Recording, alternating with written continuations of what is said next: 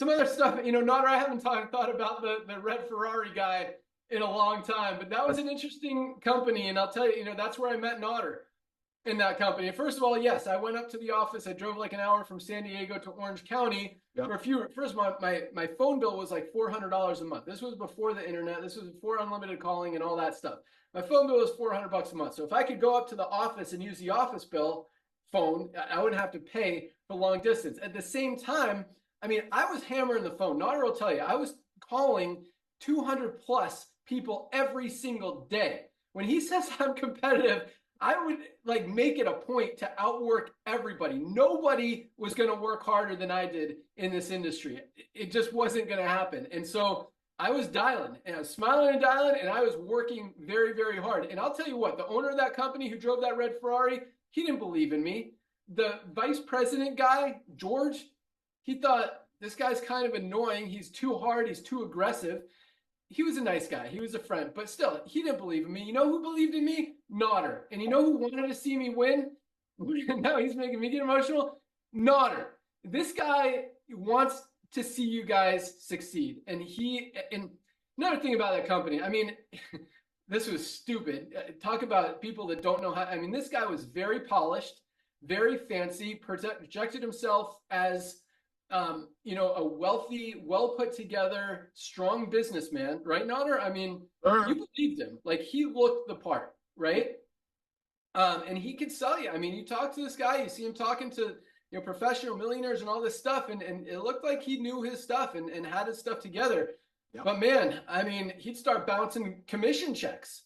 And so I'd make sure that on Fridays, that was one of the days I'd go up to the office because that's the day that they hand out the check. They either mail out the checks, or if you're there, they'll hand it to you. Yes. And if you're not one of the first 15 people to get to the bank and cash that check, right, Nodder? It wasn't clearing.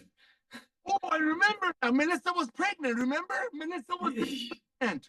I know. And gentlemen, real quick, talk about a frugal man who knows how to pass it on. The car that he drove all the way to the office, it was a promotion on Mitsubishi. Remember, bro? It was a promotion on Mitsubishi.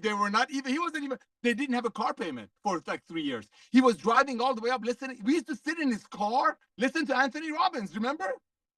Everyone who got in my car, you're listening to Tony Robbins. Well, with you, that's all he did. That's all he would do in his spare time. I mean, talk about a man of the industry. So for this guy to walk away, it was huge. But to come back in, to bring millions and millions of people with him to dominate the industry, yes, sorry to interrupt you, but man, oh man, we were getting checks. I remember Melissa was yay pregnant, and we had to go there, wait for the check, just like you said, because if we were not cashing it, it would bounce. Meanwhile, the owner was driving with the diamond cuffs, Giorgio Armani suits, a Ferrari that was under somebody else's name, so people would come in and buy the dream. In LiveGood, we have 40% of the people that join immediately start sharing. Why? Because they're proud. Back to you, Ben. Yep. And it's interesting. I mean, we see that now. We see that in a lot of companies. These perfectly put together, polished, fancy, perfect teeth CEOs out there in the industry who, they're driving the Lamborghinis, they're driving the Mercedes, they're wearing the $40,000 Rolex watch with diamonds, and they've got the $3,000 suit and the perfect haircut. And they don't know how to run a company. And it's just, they look the part. But anyway, so I do appreciate that. And I will accept that recognition because I know how to run a company. I know how to drive a company and make it successful and operate it with low overhead and high margins to make sure that the company is profitable, stays in business, pays our affiliates, most importantly. And in 20 plus years, we have never missed, been late on, been short on an affiliate payment in any company ever, and not even close. I mean, it was never even an option. We've never asked for a single penny of investor money in any company we've ever been part of.